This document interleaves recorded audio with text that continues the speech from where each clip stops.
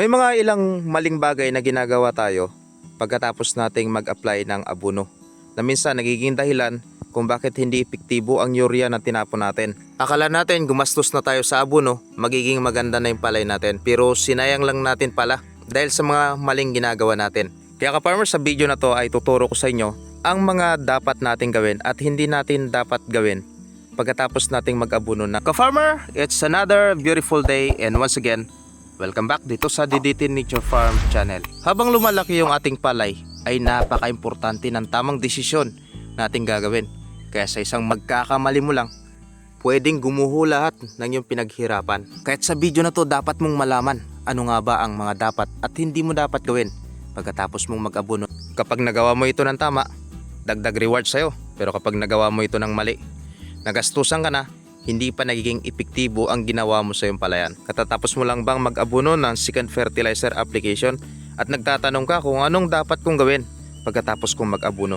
Well, ang video na to ay para sa'yo at matapos mong mapanood ay maiwasan mo na ang mga pagkakamali na akala mo ay tama, yun pala ay hindi dapat gawin. Tapusin mo yung video na to hanggang sa dulo and I'm sure makakatulong ito upang mas lalo mong mapaunlad ang iyong palayan. Ang ating palayan ay nasa day 42 na. Ito ay ang RC18 na nasa 120 days yung kanyang maturity.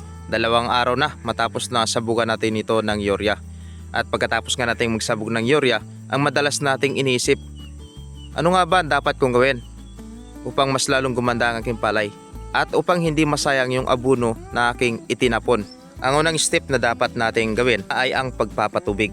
Pero ka-farmers, hindi lang to usapin ang pagpapatubig lamang. Ito ay may tamang timing at may tamang lalim ng patubig.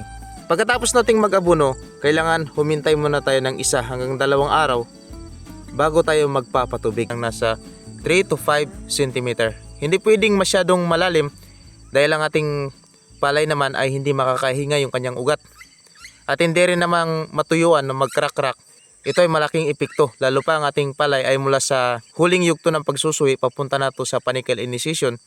Kailangan na ng urea na palakihin ito yung mga productive tillers. Pangalawang bagay na dapat nating gawin ay ang scouting. Lagi tayong umikot sa ating mga palayan. Dito mapapansin natin kung ang ating mga pilapil ba ay walang butas upang walang tubig na nakakalabas. At makikita rin natin kung ang ating palayan ba ay may mga piste na umatake o di kaya naman ay mayroong nutrient deficiency ang ating palay. Kapag nakita natin to ay mabilis nating matutugunan. Madalas makikita na rin natin at lalabas na dito yung iba't ibang uri ng mga fungal disease, bacterial leaf blight at iba pa na tatama sa ating palay. At maliban dyan sa mga piste, mga insekto. At abangan mo ka-farmers, sa susunod na video ay tatalakayin natin kung mayroon nga bang nutrient deficiency ang inyong palay. Anong mga palatandaan nito at paano natin ito susolusyonan. Ngayon habang nag-iikot kayo sa inyong palayan, ang una nyo dapat tingnan ay ang kulay ng dahon.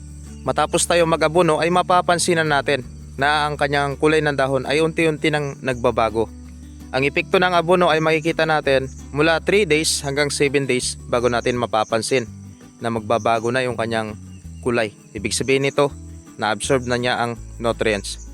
Pero sa ganitong pagkakataon naman, dahil nag-apply tayo ng urea, malamang maglalabasan na rin dito ang mga insekto na titira dito sa ating palay. Ito kasi yung madalas tirahin ng mga piste, mga insekto kapag katatapos lang natin na mag-urea. At kapag epekto na yung urea, gumaganda na yung mga dahon. Kaya ito naman ang paboritong tirahin ng mga insekto tulad ng leaf folder at iba pa.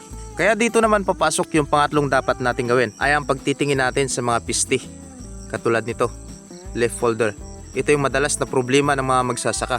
Kaya ilan sa mga magsasaka ang nagtatanong, pwede na bang mag-apply ng insecticide pagkatapos abono? Wala namang paliwanag na hindi pwedeng mag-spray ng insecticide pagkatapos ng abono.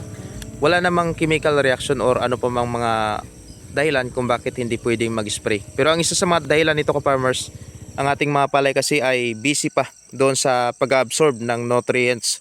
Stress pa sila doon sa pag-absorb ng urea na nilagay natin. Busy pa sila doon sa metabolic activities nila. Ngayon dahil sa pagbabagong ito, kapag nag-spray tayo ng insecticide, ay nagkakaroon ng stress sa palay. Hindi rin natin pwedeng mag-spray ng palay na malalim yung tubig. Lalo pa yung mga steam borer na kung saan pag malalim yung tubig ay mas hindi sila effective na patayin. Bago tayo mag-spray, kailangan ay tingnan muna natin yung infestation sa ating palay. Madalas kasi ay kukunti lang yung infestation, nag-spray kagad tayo. Sayang, nasisira yung mga beneficial insects natin. Tulad ka farmers nitong mga gagamba. Yan. Mapapansin ko dito na napakaraming gagamba kapag umaga. Isa sila sa mga tumutulong sa atin. Once na nag-spray tayo na hindi pa naabot yung threshold ng mga insekto, ay isa rin sila sa mamamatay. Kaya bago tayo mag-spray ay alamin natin kung talagang nasa threshold na nga ba yung mga piste.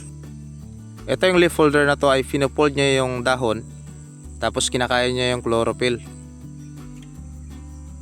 Ang pinaka malalang tama nito simula sa pagtatanim pa lang natin, magsisimula na yan sila hanggang doon sa budding stage. Although hindi naman siya nakakasira sa bunga, pero kinakain niya yung chlorophyll na kung saan nagpapababa rin ng ani ng palay. Dahil ito yung nagpo-produce ng pagkain. Dito nangyari yung photosynthesis.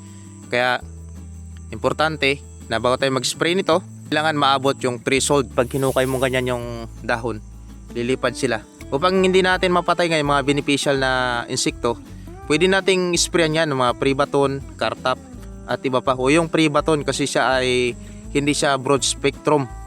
Siya ay talagang systemic insecticide na target niya yung mga sucking insects na yan. Marami namang mga gamot na available na pwedeng pamatay yan. Mas maganda kung anong insekto lang na nandyan sa inyong palayan, yun lang ang targetin natin at wag nating babanat ng kahit anong gamot. At yan ka-farmer, yung mga dapat nating gawin, i-monitor natin yung ating palayan, mag-scout tayo, ikot-ikot tayo.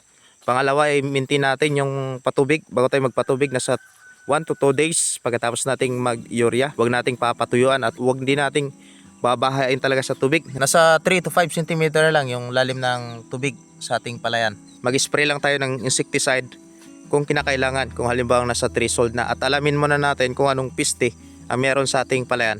Saka tayo hanap ng gamot ng active ingredients na para sa sakit na ito. At dako naman tayo sa mga madalas na ginagawa ng mga magsasaka na akala natin tama, yun pala ay mali. Una ay pagkatapos nilang mag-abono, pinapapasukan kaagad nila ng tubig yung kanilang palayan, o di kaya naman nag-aabono sila ng hindi na binabawasan yung tubig ng palayan. Mali po yun ka-farmers, dahil nabanggit ko sa unang video yung denitrification at volatility ng ating abono na itatapon, lalo pa kung urea. Pangalawang pagkakamali ng mga magsasaka ay i-spray kaagad sila ng insecticide na katatapos lang nilang mag-abono. Mali po yun dahil nagkakaroon ng stress yung halaman natin doon sa metabolic activity na ginagawa niya. Doon sa abono na tinapon natin ay na-absorb niya pa, at kapag mag-spray ka, lalo pa malalim yung tubig, ay hindi po yun magiging successful. Hindi ang pag-spray natin ng insecticides. Hintayin natin ng nasa 7 days o 5 to 7 days bago tayo mag-spray ng insecticide. Wala naman itong chemical reaction, pero nagkakaroon ng stress yung palay pagdating doon sa dalawang magkaibang gagawin natin. Pangatlo naman ginagawa ng mga magsasaka na mali ay yung pag-aabono ulit. Nag-aabono ka lang, tapos ilang araw lang nag-aabono ka ulit. Tandaan natin ka-farmer, nasa 3 to 7 days pa yung epekto na saka natin makita. Para mas malaman ninyo, pwede kayong gumamit ng leaf color chart pang malaman nyo yung pagbabago. At pang-apat na ginagawa ng mga magsasaka ay hinahayaan lang nila na atake ng matinding piste. Yung bago pa nila ma-sprayan ay huli na sila. Kulang sa scouting, kulang sa check ng mga dahon. At ang panglasa ay ang water level. Akala ng mga magsasaka kailangan patubig lang. Patubig lang ng patubig. Walang problema kung malalim o mababaw, matuyuan o hindi. Pero ang hindi nila alam, ang bawat patubig, ang bawat pagkatuyo ay may epekto sa ating palay. Kapag natuyuan ang ating palay at nagbitak-bitak, na-stress yung halaman sa matinding tagtuyot. Kaya gumagamit tayo ng EWD para malaman natin kung tama lang ba yung patubig, kung kailangan na bang magpatubig o hindi pa. Basta ang importante lang dito sa pagpapatubig sa ganitong papunta na sa panicle initiation, ating palay, kailangan hindi siya matutuyuan lagi. Kailangan nasa maintain lang yung tubig. Hindi siya masyadong malalim, 3 to 5 cm lang yung lalim. At panatilihin lang natin yan. Kaya dapat napaka-importante na lagi nating i-check yung ating mga pilapil kung may sapat bang tubig. Kasi maraming mga sumisira ang pilapil at pagbalik natin, wala na palang tubig yung ating palayang. So mga ka-farmers, hanggang dyan lang yung ating video nasabi ko na sa inyo ang mga dapat at hindi dapat natin gawin pagkatapos nating mag-abono para sa ating second fertilizer application. Sa susunod na video nga ay abangan nyo naman ano nga ba yung mga nutrient deficiency sa inyong palayan. Paano natin malalaman na itong palay nga ba ay kulang sa nitrogen, sa phosphorus, sa potassium. Ano nga ba yung mga indication. At ano yung ating pwedeng gawin, pwede pa nating remedyo. Kung gusto mo ng ganitong mga video, i-like mo na yung video na to mga ka-farmers, dahil bawat like mo na yan ay marami pang mga magsasaka yung maabot ng video na to, lalo pa sa mga baguhan na naghahanap din ng ganitong video upang masagot yung kanilang mga katanungan at magawa nila ng tama upang sama-sama tayong umangat, sama-sama tayong kumita dito sa pagsasaka. Sino-sino magtutulungan, tayo-tayong mga magsasaka. At kung gusto mo ng ganitong mga videos, gusto mo pang mapanood ang iba pang mga videos, mag-subscribe ka na ka-farmers dito sa DDT Nature Farm channel upang ma-update kita sa mga susunod ko pa na mga upload. Na kung meron kang tanong, meron kang gustong idagdag sa video na to na hindi ko nabanggit, ay comment mo yan. Susubukan din nating sagutin ang inyong mga katanungan. At maliban yan mga ka-farmers, meron tayong mga nakatag na products para sa ating affiliate marketing. Tumutulong ito upang makagawa tayo ng mga contents. Gamitin natin sa paggawa ng mga contents sa pagbablog upang mas lalong malawak, upang mas marami tayong maabot na farmers. I encourage kita na i-share mo yung video na to sa kapwa natin mga magsasaka sa Facebook, sa iba pa, upang maraming mga magsasaka pa ang maabot ng video na to. Yun lang, maraming salamat po and happy farming po sa ating lahat.